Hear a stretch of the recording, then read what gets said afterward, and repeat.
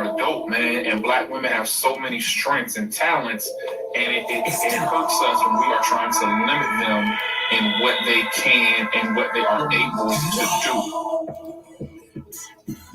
What you prefer, girl? Black women are dope, man, and black women have so many strengths and talents, and it hurts us when we are trying to limit them in what they can and what they are able to do. What you prefer, girl? Black women are dope, man, and black women have so many strengths and talents, and it hurts us when we are trying to limit them in what they can and what they are able to do. What you prefer, girl? Black women are dope, man, and black women have so many strengths and talents, and it hurts us when we are trying to limit them in what they can and what they are able to do. What you prefer, girl? All right. We're going to jump into it. Welcome, everyone. Welcome to the Dark Girl Preference with Tasha Renee. It's another midnight meeting, and we are here for our reading material of choice, Dirty to the Grave. Yes. Where we don't just summarize the book, we want to experience it, We want to get to know the characters, dig into their perspectives, and see images of ourselves and how they relate to our own life experiences and individual journeys. So let's dig in. If you are here listening, please let me see you in the chat. Say hello. And let me know you're here because we are about to get into some things. Interesting part of the book. What I will say is I know that we are not going to make it to chapter 20 tonight. It's not going to happen because we have just got too much stuff to get into. And I got to really digging in and making notes. I was like, there's no way we're going to get to chapter 20 tonight. Hello, Iridescent. Hello, Nakia. Loving. Hello. I'm so happy to see you guys. We are going to get into it. How far have you all gotten in the book? Let me know. I know, Nakia, I did too. I had to go back because, I wasn't feeling well. So I would just let it play on audiobooks and I just wasn't making any notes or anything. I was just enjoying the story again. Just enjoying it. So I ended up listening to all the way to the end. I couldn't help myself. Eric doesn't say I stopped because you told me to. I did. I'm so sorry. I did.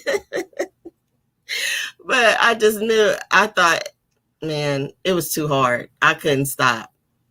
I could not stop. And I've read the story before. It's crazy. But it's so good. It's so good. It's just too good. I'm telling you. I'm going to play my little intro one more time. Just give some other people a chance to get in because I know there's some people that are reading the book as well. That let's just give them another minute or two just to show up. Okay? Let's see here.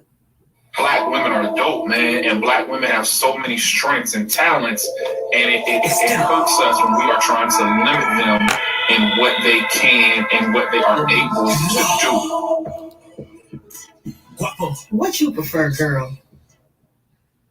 Black women are dope, man, and black women have so many strengths and talents, and it hurts us when we are trying to limit them in what they can and what they are able to do. What you prefer, girl? Black women are dope, man, and black women have so many strengths and talents, and it hurts us when we are trying to limit them in what they can and what they are able to do. What you prefer, girl? Black women are dope, man, and black women have so many strengths and talents, and it hurts us when we are trying to limit them in what they can and what they are able to do. What you prefer, girl? Black women are dope, man, and black women have so many strengths and talents, and it hurts us when we are trying to limit them in what they can and what they are able to do. What you prefer, girl? All right, Black all women right. are dope, man, So and black women have. let's stop that. Okay, let's go and get into. So we left off at chapter 5 was where we ended. So now we are at chapter 6, and this chapter is entitled Red. And in this chapter, Red, we get to see that she's always fighting. And in their words, she's always putting bitches in their place. But she believes that her friends will always have her back, always hold her down. And that's a bit abusive. It's kind of toxic, if you ask me. Why keep engaging in fights that you know you can't win and keep putting your friends at risk? You know? So we're starting to get a little bit of Red's character. You know, we're getting more into Red and kind of seeing who's who in the group, right? No, so we got that just a very short chapter in chapter 6. So then we move on to chapter 7, Cha. We found out her name is Chandria. I know the Audible book, they call her Chandra, but when you read it, it's Chandria or Chandria, right? So in chapter 7, we find out that they live in Long Beach. We found out Goldie, she lives off of Social Security. She gets $1,000 a month for schizophrenia. Red, she basically slept with the housing manager to get in, and she drives a red Monte Carlo. Shah and Omari, and they live on public assistance. So we get those backgrounds in that chapter. Okay. And here we see the beginning of their plot of getting more money. They start beginning to set up men to blackmail them or rob them. We also here get a little insight into the dynamic, what their expectations are of each other. How I noticed how she said she always has a Walkman and earbuds for Omari because of the random scenarios with Red popping off, right? Red's always popping off. So to avoid her son, I guess, witnessing or experience that, she carries this Walkman just for him. But we know how kids are. They see exactly what you don't want them to see. So Omari is being affected by the actions and personalities of her friends. Right? Then we also get a glimpse of the future pimp madam that Red seems to want to become, right? She's a get money. It seems to me like whatever she endeavors, it's always at someone else's expense. What do y'all think about that?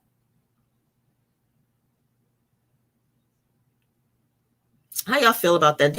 Are y'all getting that from her so far in the book, that she seems everything is always so parasitic? You know, she's living off the means of other people or living off the backs of her friends, the people she claims to really care about, or her homegirls who she's ride or die for, right? That's what I see. How y'all feel about that?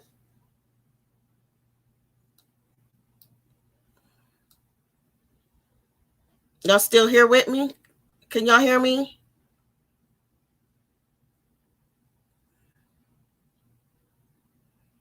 Let me know if y'all can hear me.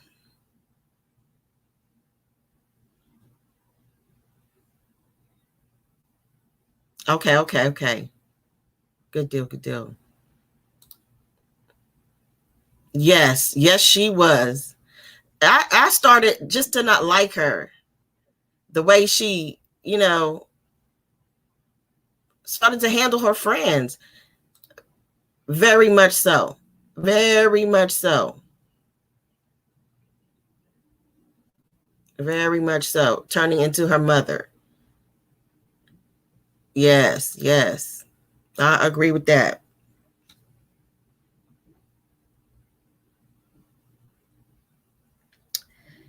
Also in chapter 7, we see Goldie reveals that they do private parties, right? They do private parties where they start dancing for dudes. And I was shocked that between the three of them, and it didn't specify, but it says they made about $200 for 2 hours. And I was like, wow, that's it? And mind you, during this time, we do find out, we do get a time range of when this is. She said Lil Wayne's Lollipop was out, right? So what year was that out? Let me see if I can Google that.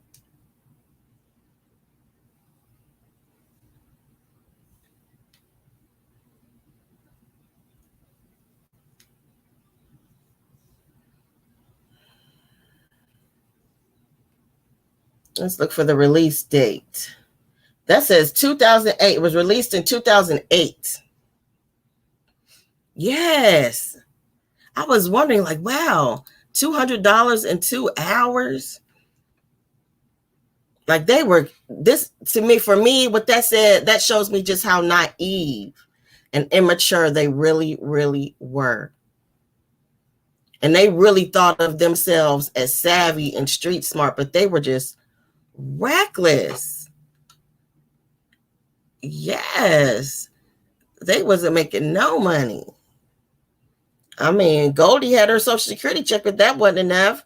Shaw was getting public assistance, and with Amari, you know, it couldn't have been. I mean, how were they dressing the part? And oh, it was no wonder. It seems that they were desperate. They were definitely desperate. But had they put their minds to something really productive, and I felt like Shaw had that mindset, but she was too busy riding for her girl. She was just so insecure, and she was such a follower. Shaw's really a follower. She's a sweet girl, but she would follow these two to the end of the earth, to the detriment of her son. She's got more to lose. It's almost like she's overly focused on her son, that she can't see even her own future. She's so focused on him. It's really interesting. She's the most interesting character to me, is Shaw. Right? Now, Shaw wouldn't get nude at these parties, which shows that Shaw has different type of morals without having any real guidance or anything. Remember, she was a dumpster baby. She was left wrapped in newspaper in a dumpster, right? And but she wouldn't get nude, so she still has some type of different type of morals. I thought so too. Red was too damaged. She needed intervention a long time ago. It's almost like if she doesn't see it for herself and seek that for herself, it's just a wrap. That's what it appears at this point in the book. Like, she has severe trauma. She's a sociopath. Like, I mean, textbook sociopath. Right? So also at this point, Red comes up with the plan. We know that Christmas is approaching. So this is all happening in this book forward is over the next several months. And from this point on. Yes. Always took advantage of Shaw because she was beautiful, right? Super beautiful. And also the difference for me between Shaw and Red and Goldie, remember, they've never been loved outside of their little group except for Shaw. She had Onyx, who showed her what love really was. Showed her what it was to love somebody other than yourself, right? So she has a different type of outlook, and she's able to actually love her friends, but they don't really love her back the same way, right? They're just used to, it's just the group they're comfortable with. So Red comes up with this plan to case high rollers, quote unquote, to case him out, date him, then rob him, right? They're going to disguise themselves. They're going to go to LA, or where they say San Francisco. They're going to go outside of where they live in Long Beach and do the, and set up these men. Now, we see that Shaw usually follows whatever Goldie is willing to do, right? Shaw ain't with it unless Goldie's kind of with it, because she seems to respect Goldie's intelligence. I think she respects the fact that Goldie, started out with two parents that did love her. Her mom was a professor. Her father was a police officer, right? So I think Shaw really just clings to that because that's the life she wants for herself and her son, right? So I think that's why she has so much respect for Goldie. Just really interesting. It's just really interesting. Shaw's a really interesting character. Like, we could really dig into her. Like, once the book is over, we could just dig into that character, man. So much. With the stuff that's even going on today with young women. Oh man, we can really dig into all three of them and find some parallels that we can, actual parallels in real life of these celebrities or people in media that we see. We really could. So now we're going to move on to chapter 8. This is Shaw's chapter. And enter Blue. He's the gun holder. Shaw is the enticer because she's the prettiest, which we found out that Red, that kind of rubs Red wrong, right? That Shaw's the prettiest, but she'll go for it. If it puts her at less risk, she's for it. Right. So in chapter 8, Shaw entices Dude, who Red has scoped out and found out that he's basically a baller or a high roller, and they're basically sicking Shaw on him to entice him. She follows Dude in the club. He sees her, but you know how guys are at that age. And the other thing I noticed about Dude was that as macho as he was painted out to be and on top of his game and he talked real big, he was quite immature himself, right? Real kind of wet behind the ears. That's what I saw. Especially when you hear, I don't usually do this. When that line came out his mouth, I was like, oh, boy, bye. You a baby too.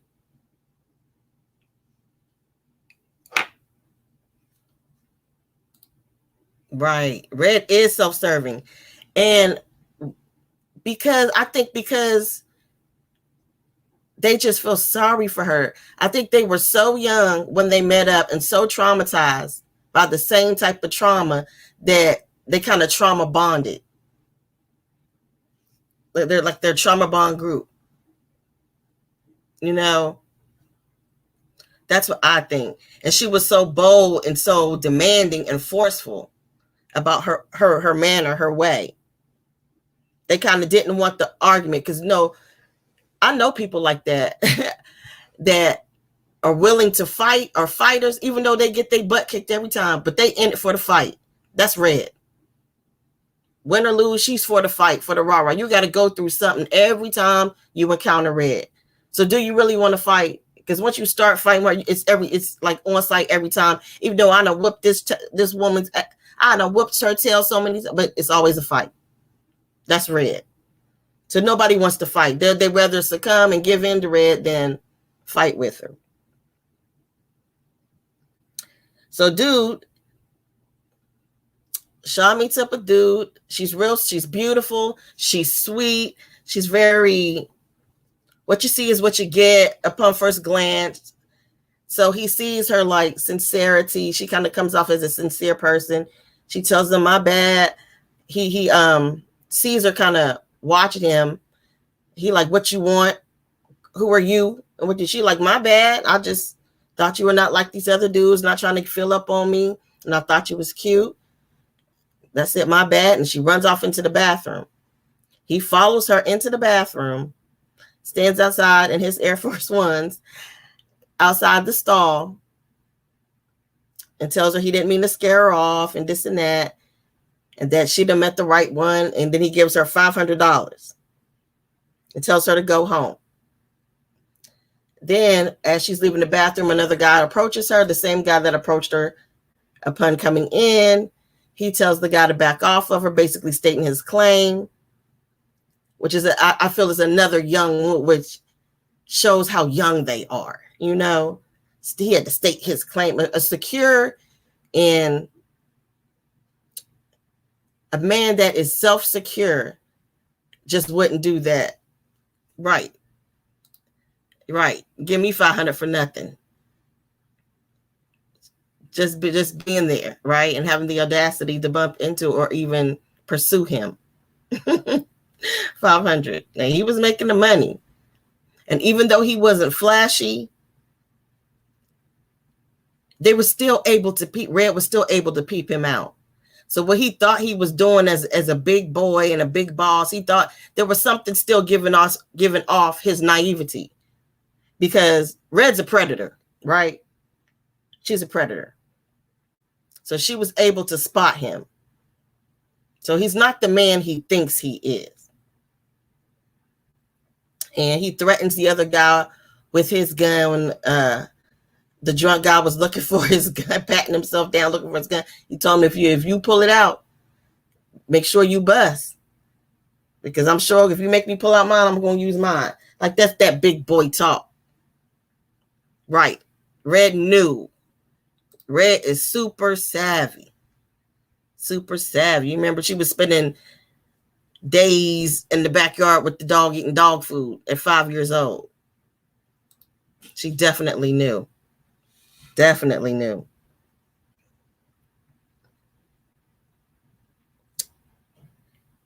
So Shaw seems to have pretty good instincts. And she does. Like, she doesn't trust herself.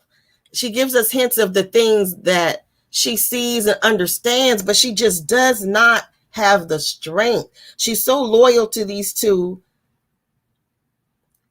and to her detriment. That's the only thing I didn't get about Shaw. Like, why didn't she just wise up?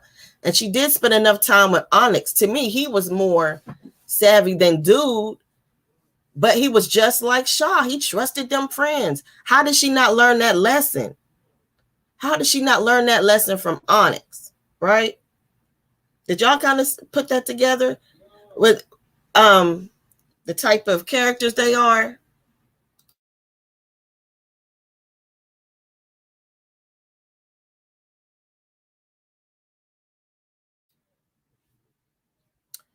You know what I'm saying? But she's loyal, man. She just follows her girls.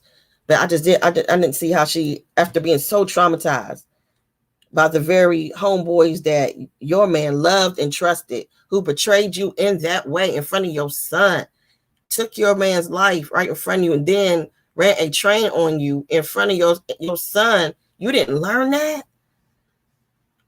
Wow. I can't even explain it. I agree 100%. If she had the courage and believed in herself, she could have definitely made something out of herself. Definitely. She could have. She was beautiful. She was genuinely caring. She just needed to get away from there, period. She should have took whatever money she had, got on a train, bus, and went somewhere. And somebody would have helped her and took her right up under their wing. Hopefully not another predator, because she was just like, man, the proverbial victim. Gosh. Yes. She put her loyalty for her friends before safety of her son over and over again. Over and over again. which makes me wonder how little Omari's going to turn out. I would love for there to be a follow-up. I would love that. I would love. I don't want to give away the end of the book to anyone who's hasn't got there. But man, I would love to hear the follow-up, especially about little Omari. Yeah, it's a trip that she fell for the same thing. She watched that go down and fell for it. A trip. I didn't understand that. Yeah, and I can see that. I can see that. She did not have fighting, but she would fight for Red. She could fight though. She could. She'd fight for Red. But then she didn't fight in life for herself. She just didn't. It's pretty sad. Very, very sad. Very defeatist type mentality. So moving on to chapter 9. Now she's in with dude. She's supposed to be in by date 4, right? But she gets in by date 3. And she almost gets caught making the phone call. And this is another point at how immature dude really is. She tells him that she uses a diaphragm. She just throws that out there. He's like, oh, okay. Like he basically fell for it. Like, I don't know. The men I've dealt with, and maybe I'm an extreme case. I've never had a man cheat. I've never been in a situation where there was a cheating boyfriend. I never had a cheating boyfriend. We always breakups were just our differences and we broke up. Never had no girl calling or dealing with, cheating. So maybe, I don't know. But my guy would have been like, a diaphragm, what is that? Let me see that. Yes. Give her the fight for her son. Yes. I was kind of like, he took that and he this big, Mr. I don't normally do this. Then shouldn't you be on extra guard since you have done it? Right. And then he naively leaves his wallet and gun on the dresser. Like, wow. Like, so was you all talk? You had to be all talk, because if you never do this, you never bring a woman to your house, then why was you so lax when you did? So he was so lax. He was just ready. And the poo-poo made you just drop all your, defenses just like that. Mr. Baller, Mr. Incognito, not flashy, under the radar. Oh, man, it was like he was taking all the stereotypes and stuff in music, like the real ballers ain't got to be flashy. All those type of stereotypes about the real ballers and stuff like that. And he was basically playing himself.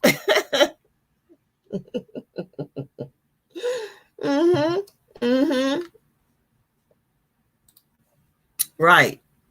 Which means not at all. Right. Thinking with his little head. Not at all. Right. And so she's in the bed with him. And here comes Blue. Blue busts in. Tells dude not to move. I guess they didn't say specifically in the text message that what she said in the text message. She must have told Blue where the safe was. Blue played the part really well. I wish we had gotten a little more information on Blue. We didn't get enough, like who he was and how he knew them and why he was loyal to them, because he seems to be a little naive. Yes. The whole event was suspicious, but he was being dumb. And he still threw her on the bus. He was like, Blue was like, I'll take the girl too. He was like, yeah, take her and give me my money. She whimpers louder and he kind of feels bad, but he meant that. He meant that. That was funny. That whole scenario right there was funny to me because I envisioned Blue to be like this big, bumbling, huge dude who's happy as long as you give him a bucket of fried chicken and he could chill with the pretty girls and he'll, big bouncer type, he was comical to me.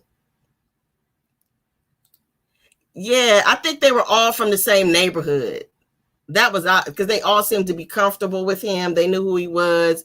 And he was kind of like the harmless big guy that was in the streets. But he ain't never really come at them sideways. He was kind of harmless, so they trusted him to an extent.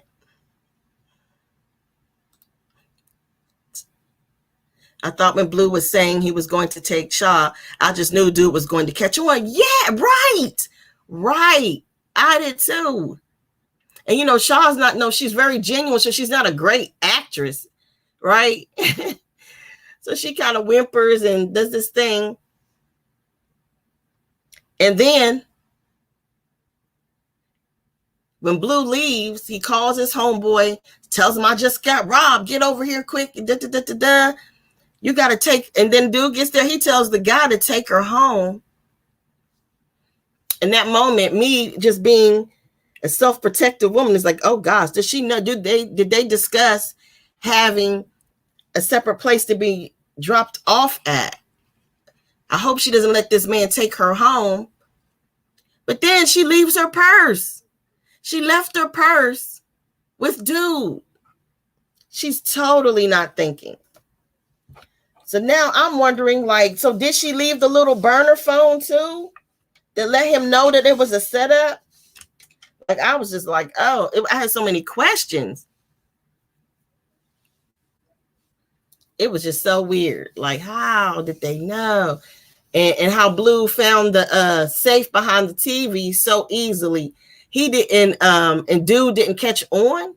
He never accused her. They even let us know that he didn't catch on because he said that he kind of looked at her with pity when she whimpered when Blue was threatening to take her too. Yes, that's what I was thinking. Iridescent says, girl, she left her purse, and I was thinking it was over for her. I was thinking the same thing. I was thinking the absolute same thing. It is over for her.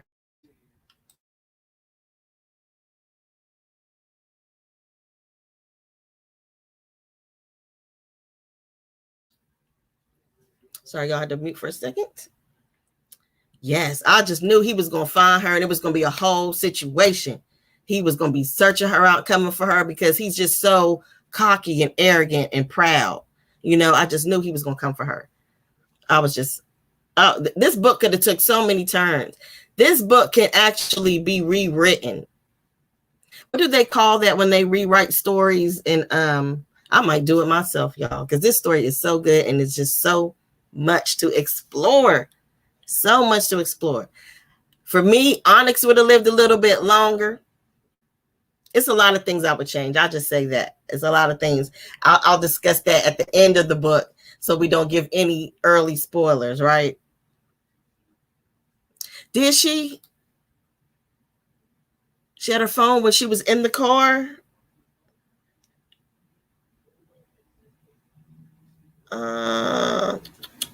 Let's see. Let me check real quick. That is interesting because that part of the story kind of did not make sense. It just didn't. She left her purse with her phone because remember she stuck the phone back in the purse because she was in the she was wearing the lingerie she had bought. So I was kind of like, wait, he's got everything he needs to find her, basically. Let me see.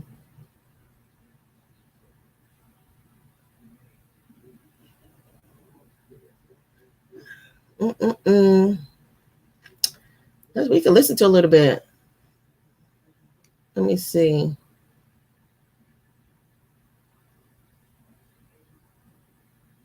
Oh. And it started rubbing his dick with both Playing from Galaxy Note 9. fingers on my pussy, pushing my pelvis upward. My heart was pounding because I knew any moment he would say, "Come here, baby." And he did. I kept my face cool. Well, God, I hope I did. I walked over to him slowly, hoping to distract him by the way I swayed. I crawled onto the bed and edged my way toward him slowly, one knee at a time. "You ready for this, Daddy?" I asked. "Yeah, I'm ready." He looked down at his erection, threatening to bust out from his pants, and split his legs open for me to sit between them. Guess he wanted head. Oh, okay. With shaking hands, Okay. I went for his belt to unbuckle his pants. Okay, That's so when now Blue we're kicked open getting the that. door and busted through. Dude Blue's pushed in. me away. I guess he was going to go for his strap, but he had put it on the dresser, not the nightstand, right across from us, along with his wallet, right when we first walked in his bedroom. I screamed and fell to the floor. "Don't move, motherfucker, or I'm going to blow you and this bitch away." Bleep, bleep, bleep. I peeked up from the floor and saw the angry look on dude's face. He didn't move from his spot on the bed. "Where?" Blue pointed the gun at dude, angled it in his face. Dude ignored him, so Blue started throwing shit around. I guess trying to play it off so it didn't look like a setup of sorts. After trashing his stereo and knocking over furniture, he went to the flat screen. "Oh, nah, the bitch ain't my woman." That made my heart beat faster. I wish we could be done I with skipped this ahead shit. a little bit. "Well, you don't mind if I take her ass with me, do you?" "Yeah, take her and leave my money." "Can't do that, but I will for sure take her fine ass off your hands." I started sobbing harder, and dude's face softened towards me. "Get what you get and get the fuck out." Okay, pause. Why didn't he take her? Why didn't he take her? Why did he leave her there with a dude? Right?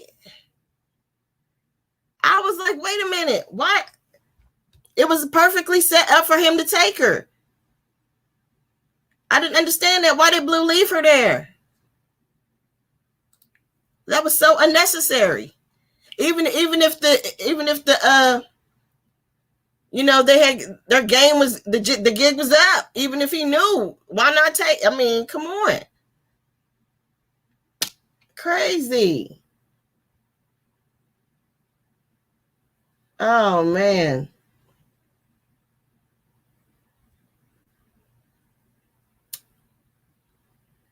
Man. He did not, he really fell for it because he looked at her and said, "I'm going to find his ass." Wow.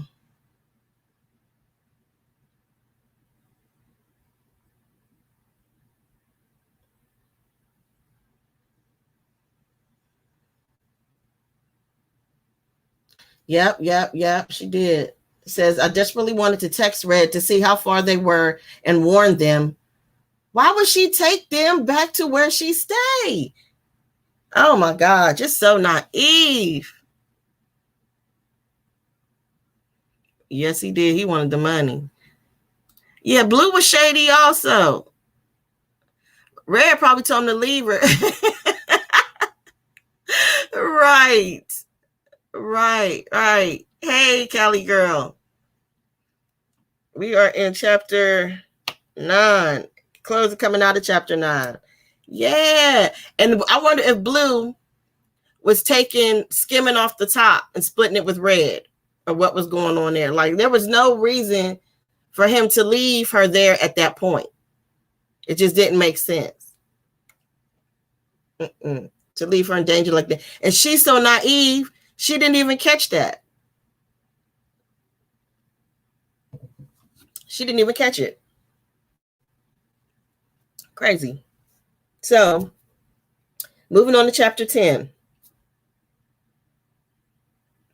Now this Goldie's chapter. So now they go to these swinger parties. That's what she calls it, a swinger party. And she was in Marina Del Rey. And the mark is a white dude. A white dude named Rocco. Yes. Enters Rocco. No. This is Liam. This is the host, Liam. This is the swinger party where she I thought it was funny too. Rocco was funny. But Trinity is the friend of Red's who's hooked Goldie up into this party. So she is supposed to case Liam. And I guess this was easy. So I think this lick is the one that gave them all this false confidence. That's what I think. Because it was too easy. That's all I really got out of this. And she was like in this big, basically a big orgy, sex house or whatever was going on. And it was just too easy. That's all I really got out of this chapter. Right. So chapter 11, again, Goldie. We found out Cha. This is where we found out that Cha left her purse with Dude. So she shook. Now she shook, and she only agrees to go on any more casing or any more assignments if they come with her. And here enters Rocco. Everything from his car, he does everything from his car. He basically does his business, everything from this car, right? But Rocco, they said Rocco is ugly. He's blind in one eye. He has like flesh-eating disease on his face. Oh my goodness. They're supposed to meet up at the penthouse. They said Rocco was so ugly. He was hard to look at. Right? This was so funny. I could see this in a movie. This played in my head just like a movie. Yeah. Goldie's job was easy. The one, her lick was really easy. So I felt she was, and you see how Red plays them. She knows exactly where to place them. She was such a master manipulator. She didn't put Goldie in no type of situation she was willing to put Shaw in because Shaw was so naive. But Goldie, she didn't really, hers was easier, right? Did y'all notice that? Like, God, she was so manipulative. Yeah. The book even referenced him in the color purple, like, you show is ugly. I was cracking up. So let me go here in my Kindle to location 834. And it says, the plan goes south. Blue is not around when he's supposed to be. Where the hell was Blue? Where was Blue at? See, that's why we need more context about. We needed more information of who Blue was and the type of person he was. Yes. Definitely so. Definitely, she has a pure innocence about her that people just naturally, with pretty privilege, she was beautiful. So beautiful she didn't want to be. You know, her beauty just brought on all this drama. But if she would have just used the ounce of brains, she could have went so far. Even with the child, you know, she could have went so far. So far. A man would have snatched her up. Hey, Veronica, we was looking for you. Yes.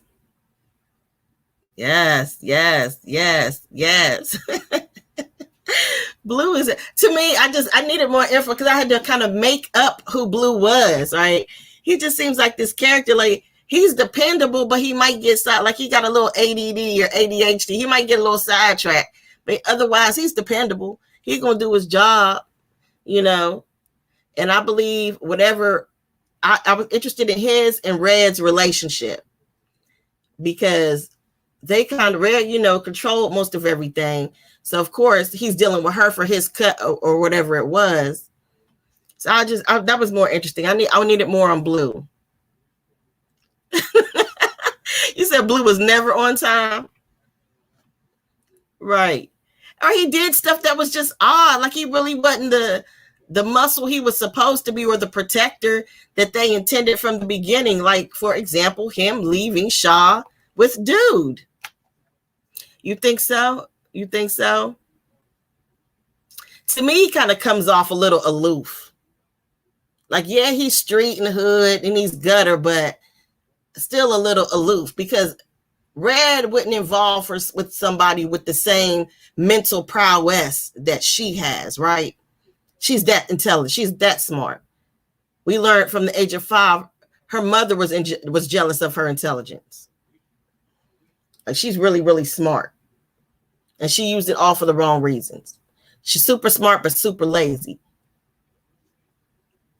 So I felt like she wouldn't get no real muscle that's going to want real money. Like I said, like, she was feeding him a bucket of chicken. As long as he get to hang out with the pretty girls, he was pretty satisfied and got a little money in his pockets. Like, I felt like he was easily manipulated by Red.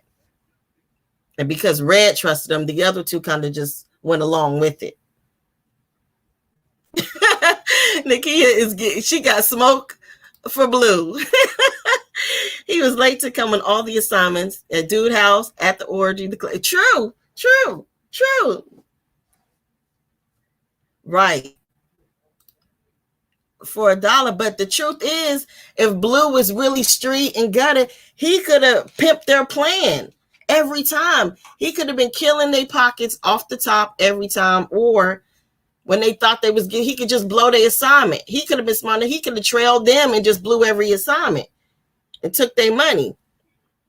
Like, I don't feel like he was mentally savvy. Red would have never had that. Red is too greedy and too manipulative. She would have never had no smart dude on the team. Somebody she couldn't control and manipulate like she does Shaw and Goldie. No. That's kind of how I felt about that. You just got dumb muscle. Give him his bucket of chicken. He get to look at some pretty girls and, get a couple dollars in his pocket. He pays his rent. He could buy him some gear. I don't know. That's the impression I got. And he easily distracted.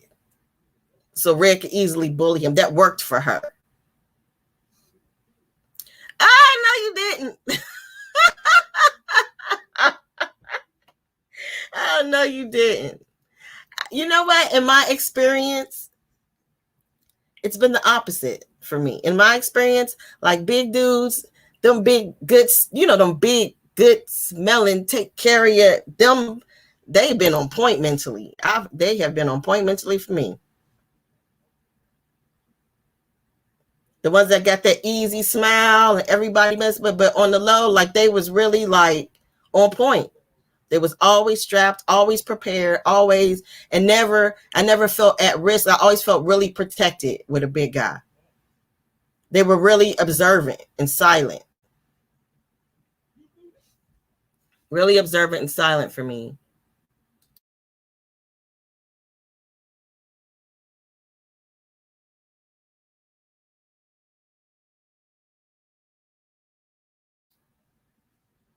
Yeah. Yeah, I think so too. That is so funny. You're iridescent. Like, most big dudes are sweetheart. What I've had, they're very protective. A lot of them, the true, they want a good cook. If you can cook good, and a lot of times they like to cook. I like that. I like to get in the kitchen I love that, because I'm a cook. I like to cook, honey. Ask Misha. Misha wears me out. She used to wear me out. But yes. Right. That is definitely not Blue. I don't know. Blue might be the type that you could throw on the grill, right? He gonna man that grill. As long as he get to eat, he got some music,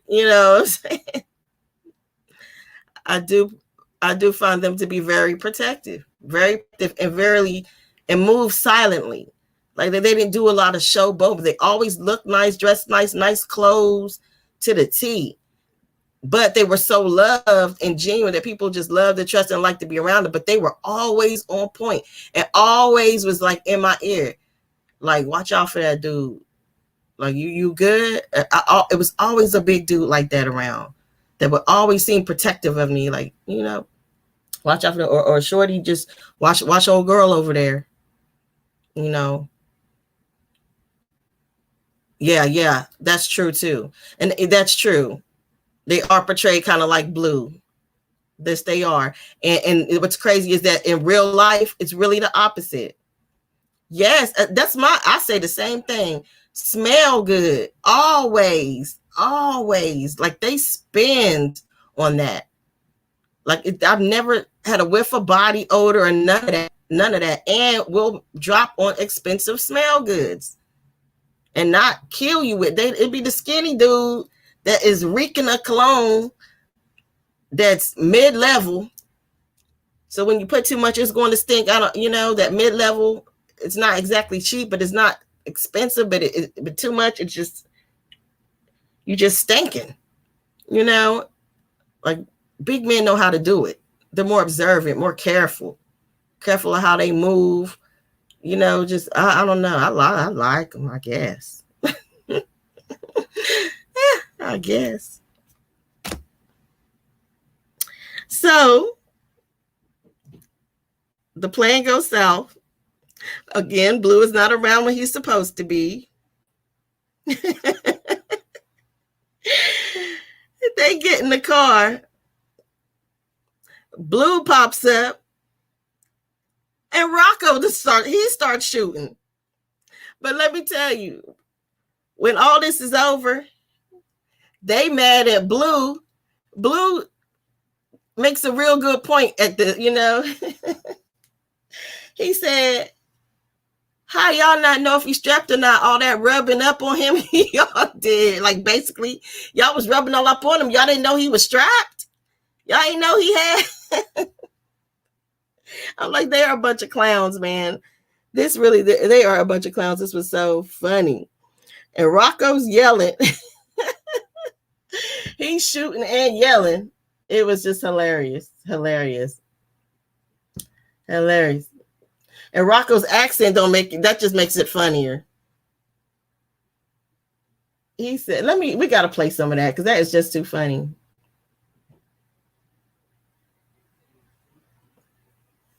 Let's start here. Sit down comfortably. Out. Playing from Galaxy Note 9. I screamed as Blue shoved his gun in the window of the car. Cha screamed next, followed by Red, but her dumbass scream sounded fake. Give it up, you fucking foreigner. Rocco froze. You heard what I said, ugly? Batty boy. That's when I heard it. Bam! I looked at Blue horrified, but he looked at me and shrugged.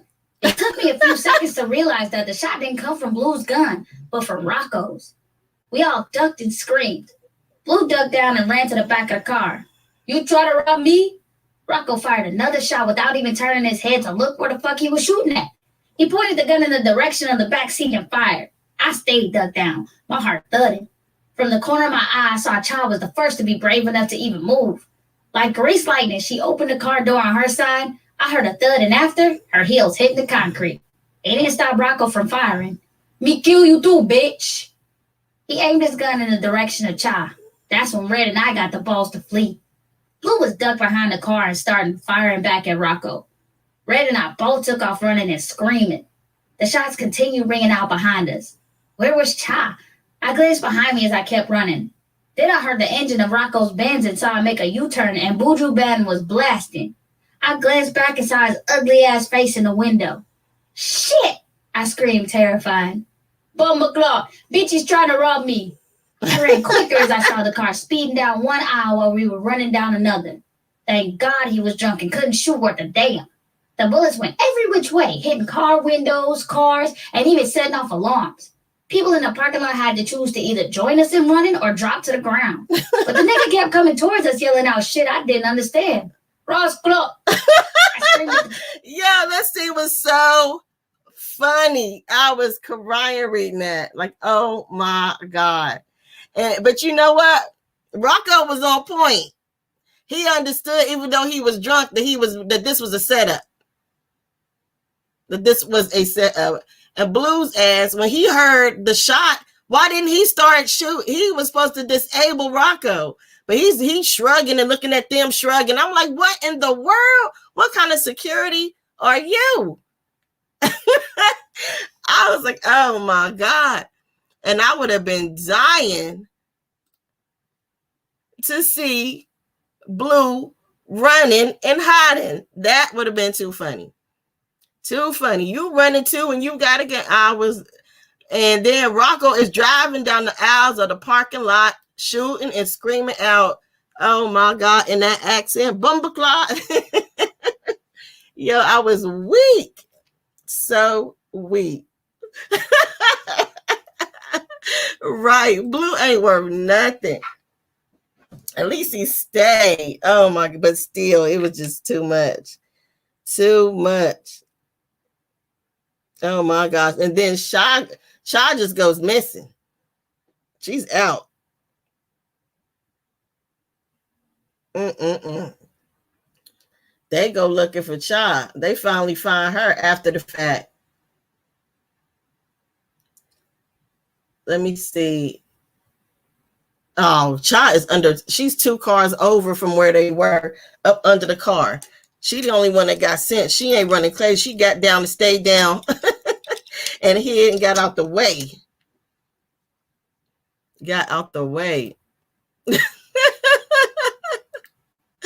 Me too. I could just see it going down. That was so funny. So funny. Rocco was on fat. Like, how dare you? His pride was hurt more than anything. That's how dare y'all try to rob me? He said he was gonna kill all of them. And when he went to aim for Cha, they just ran. They left Cha again, man. They be leaving her just out in the cold. Luckily, she had the sense to just get down and stay down, While the rest of y'all running wild, she got down and stayed down like she was supposed to. That was funny. Oh my goodness. Too much. I was crying. Oh my gosh, y'all. We've been on here almost an hour. We're going to go a little over because we did give some time. Let's see here. So now we're going to chapter 12, Red's chapter. We found out that Red's name is Regan. And again, right, this time at least they did go back for her. Right, at least, yeah. And it was really Cha, because Cha was, who knows what Red was doing. Looking out for Red, as usual, and not well. She don't even do a good job of that. But yeah, on to chapter 12. And here we are with Red. We found out her name is Regan. And she kind of comes to her senses after dealing with Rob. She comes to her senses a little bit dealing with Rocco, right? She seems to realize that their plans are too risky. So she starts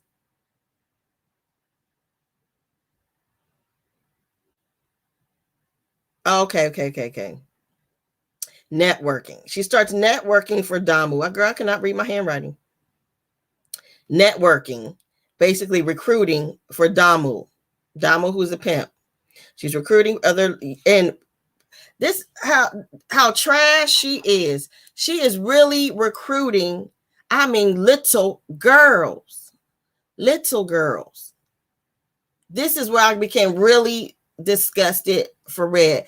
This is the chapter where I no longer had any type of empathy for Red and her situation.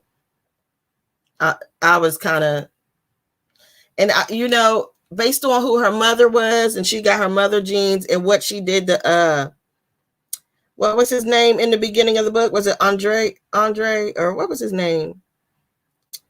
Gosh. The slow kid in the neighborhood, like how she left him, kind of set him up, holding the bag for that. Like maybe she's just,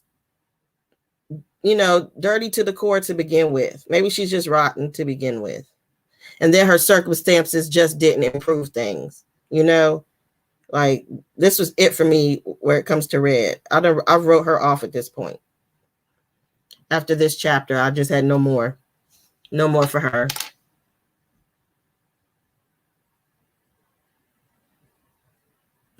Whew.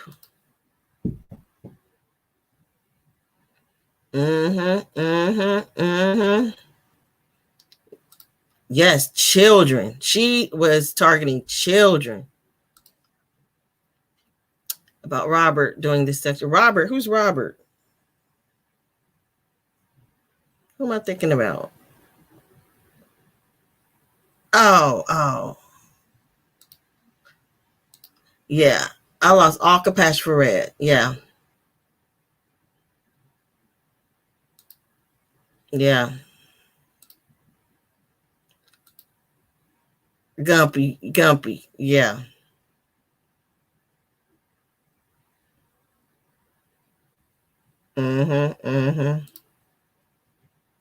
Yes. She was trash, man. She was such trash. Right. Okay. Right. She does remind you of him. Yes. Absolutely. Yes. Trash. Such trash. I did not like her anymore after I was already like not liking her like as a friend. Like I couldn't see myself with her being a friend, but now I don't even have empathy for her story. Like before, I was like, wow, such horrible things happen to you. I understand the survival. I understand. And now I have no more understanding for Red. And sometimes it doesn't even seem to be about $1. It just seems just to see herself manipulate people to their harm and to her benefit. Sometimes it's not even $1. It's just almost just because I can mentally, manipulate you. Right? She does it to every single person in her life. Every single one. So then that brings us to the Ginger situation, where we really start to see how ruthless Red is. Apparently, Ginger's mother sold her to Damu for crack. She gets knocked up, and Damo sends Red as chaperone for the termination. She was worse than yes. She was just terrible to the core, man. She was horrible. And then I started, even after reading this and like you recruiting these little girls, I started to ease up a little bit when we'll get there. So Red takes her for the termination procedure, and Red is waiting for her to get finished. Ginger comes out, even walking funny. What was that about? Because it was specifically mentioned that she was walking funny coming out, according to Red. It could have been all in Red's mind. And she asked for ice cream, which tells you how young. That was intentional by the author, right? To put in ice cream. That was very intentional. Did y'all feel that way? Like, wow, she wants us to know how immature and young this young lady is, younger than even her age. She's way more immature than even what her age states, right? I found that very like eye-opening, like wow. And how she's just asking questions freely, like what's your real like it was just real. She was so childlike.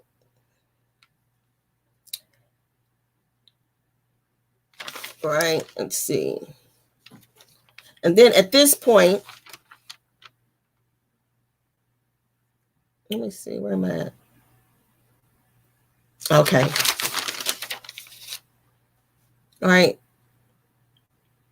So upon them sitting down and eating the ice cream, they get to talking. Oh, yeah. Just to let us know how immature this young lady was. Yes, exactly. That was real specific. The ice cream, that was attention. This story is so horrible.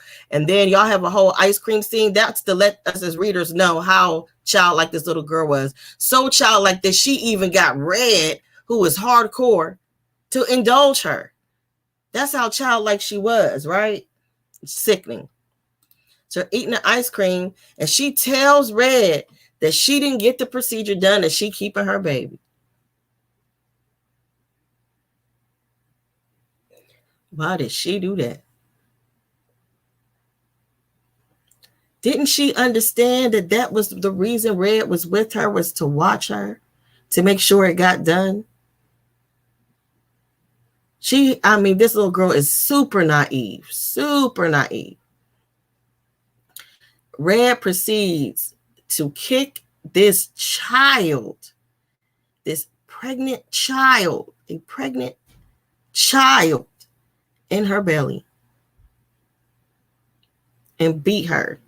She beat her in the face. She kicked her in the belly. I think at least twice she kicked her in the belly. Then pulls up on Damo. And it was just horrific. I was just so disgusted. She said, "This B's baby is dead. Where my money?" She told that little girl to shut the F up, B. You don't need to be nobody's mama, which may have been true. But that was that little girl's decision at that point. That was just horrible. Shame on Red, shame on Damo. It is just this. Oh, God. I lost all empathy for Red. All empathy. Right. She trusted Red. Yes. And she thought Red was her friend. And that was just so sad.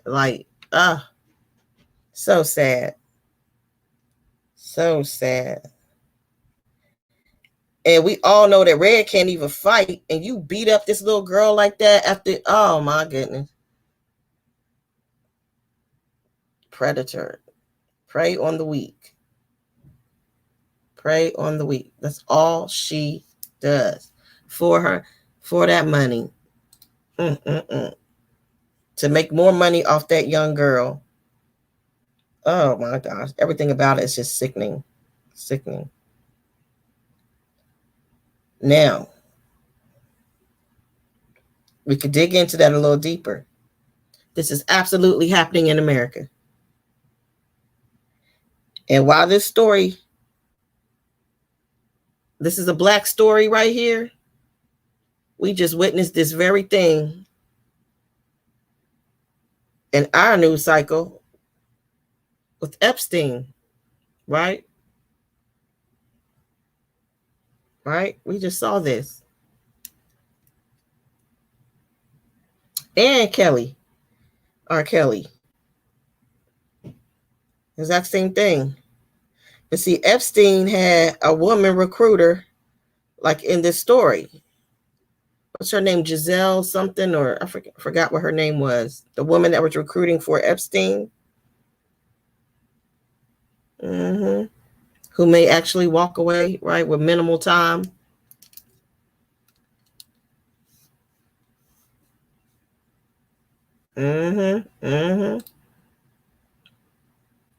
This is going on right now. Now remember, this is 2008. 2008. And I know it's 2021, but 2008 just doesn't seem that long ago. It just doesn't. Yeah, Ghislaine, yes. Yes, she was the recruiter. She was the Red.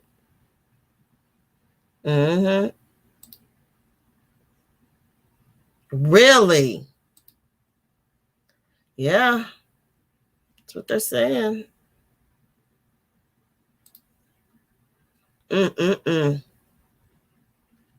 Yep. They're in California. I don't know where Long Beach is in relation to the Bay Area. That's near the Bay Area, isn't it?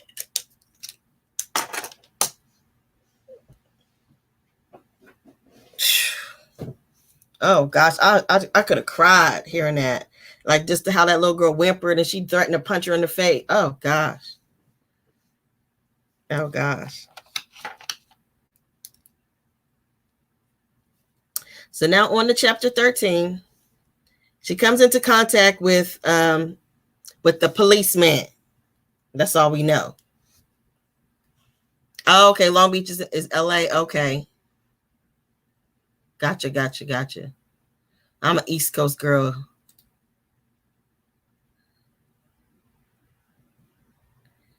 Oh, absolutely. Absolutely. Yes. Another one. Oh. And all that press he did after the fact, like you out here talking. Oh my gosh. I can't. I can't. I couldn't even watch any more of the story. I just couldn't. I was just so disgusted. Just so disgusted. Mm-mm-mm. Okay, you're in the Bay too? Wow.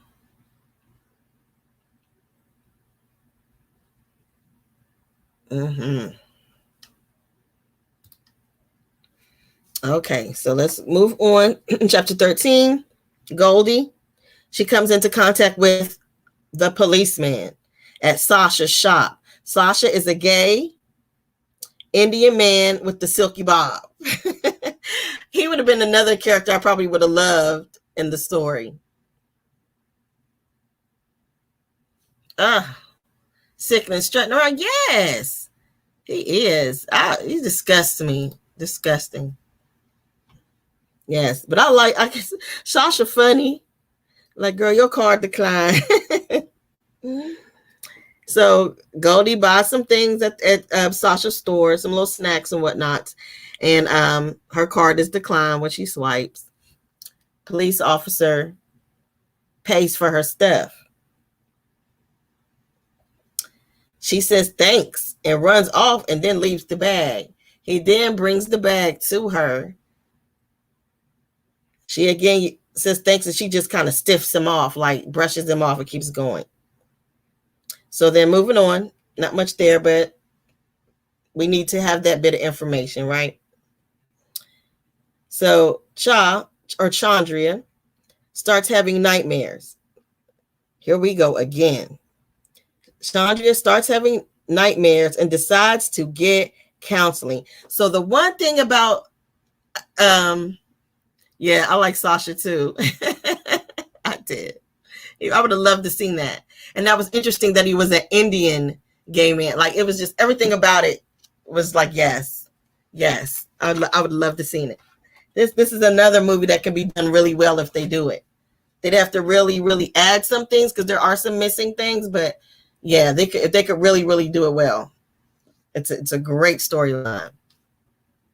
I would have watched this I'll talk about it later, but so anyway. She starts having nightmares and decides to get counseling. This is where I see like Cha, in a short amount of time, she is actually starting to mature. She knows she's lacking in self-esteem. She's lacking somewhere.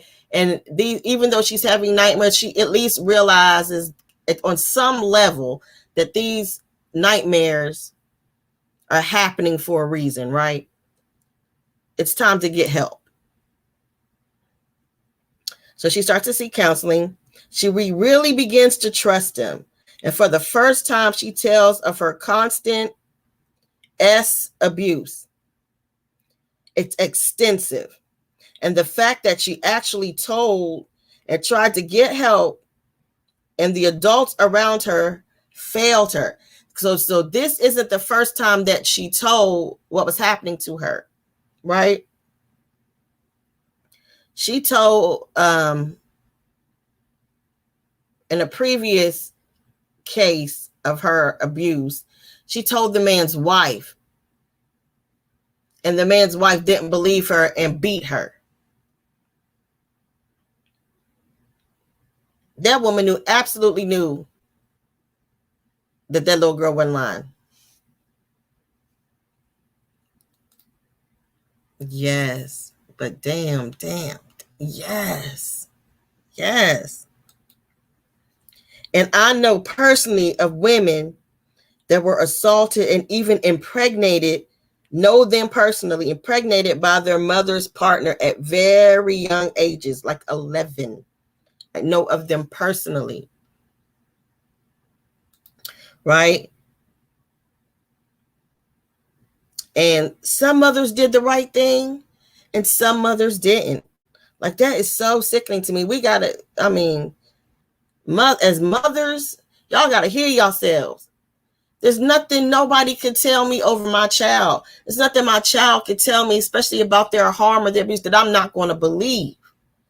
You better be fearful of my child line, because you know I'm coming for that. Oh my gosh. With all guns blazing. Guns you won't even see coming. Oh my goodness.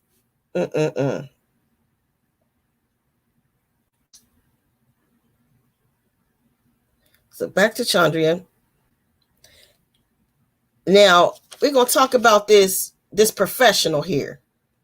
This man in this professional position.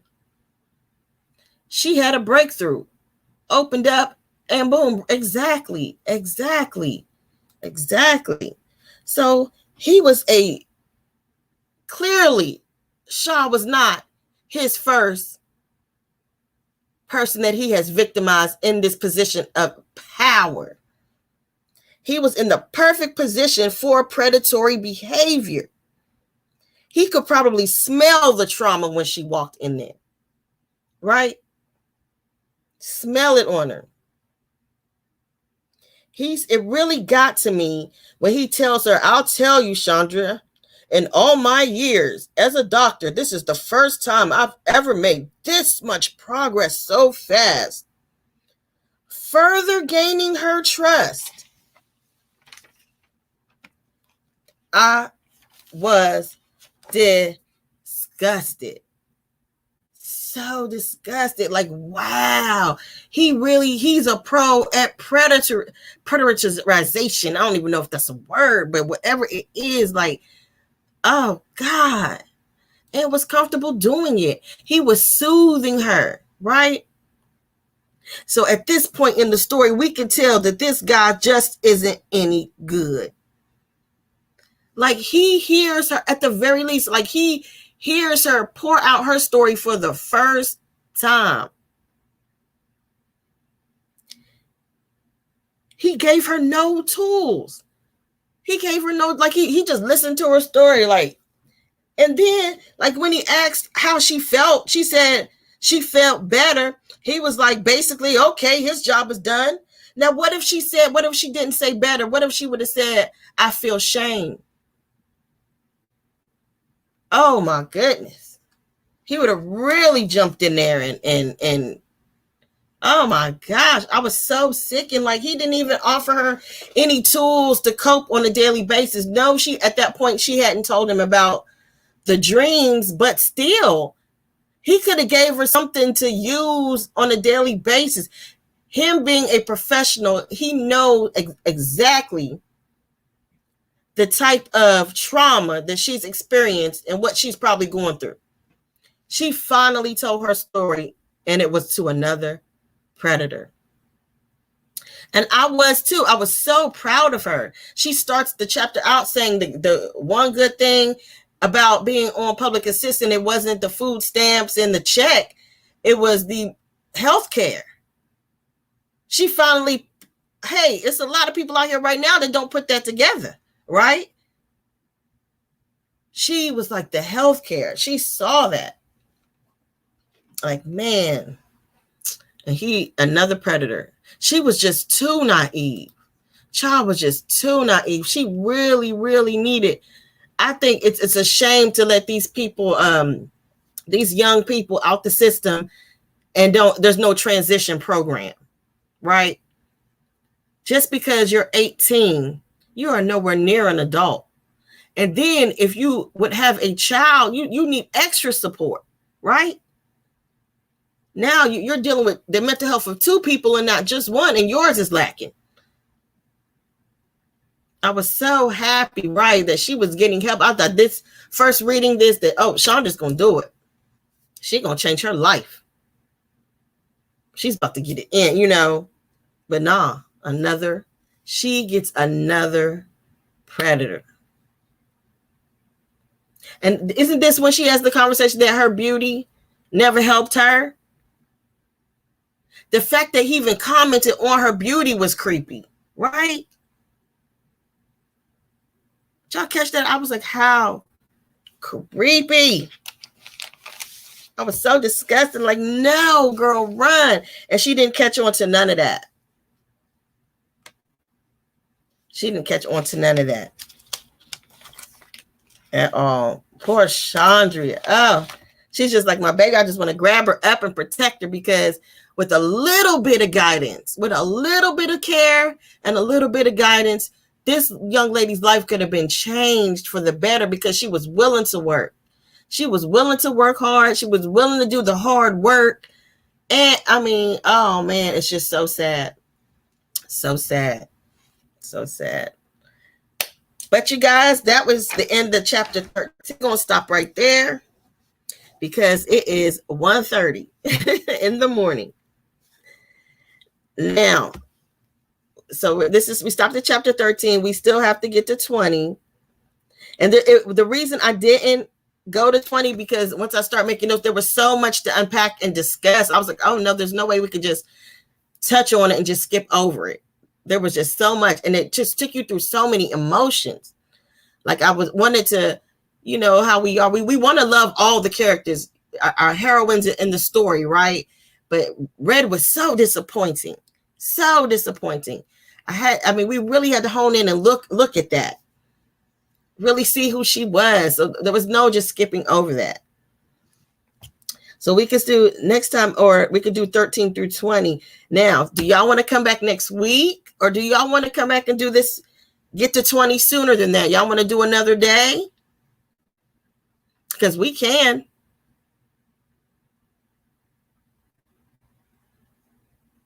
What y'all want to do? Y'all want to come back tomorrow? Tomorrow's Friday. Y'all want to come back Friday night and finish up to chapter 20? That sounds good.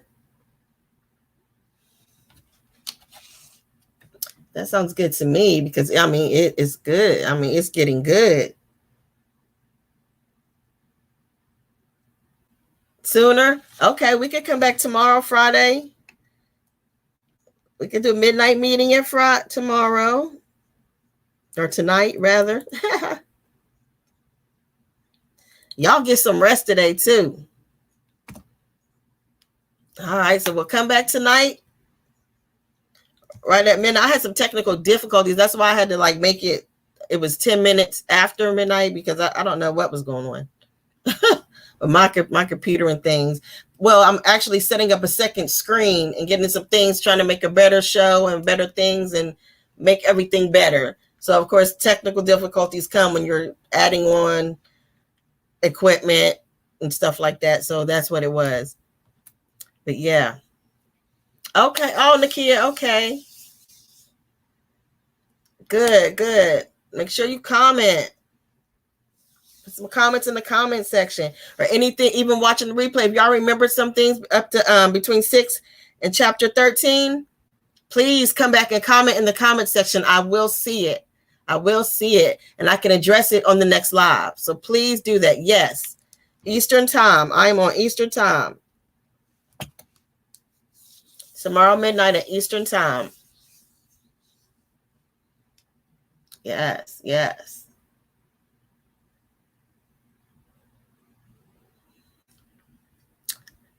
So, I don't know what this is. Oh, okay.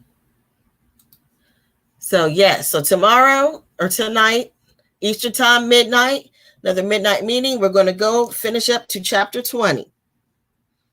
All right. Thank you guys so much for being here. I appreciate each and every one of you. I try to respond to every comment. Make sure I see it and make sure I respond. So please subscribe, share, let people, invite some friends in. The book, the chapters are pretty short. They could easily get caught up in the book with us. So just come back tonight and we'll have some more fun. Thanks, guys. See y'all later. Good night, y'all.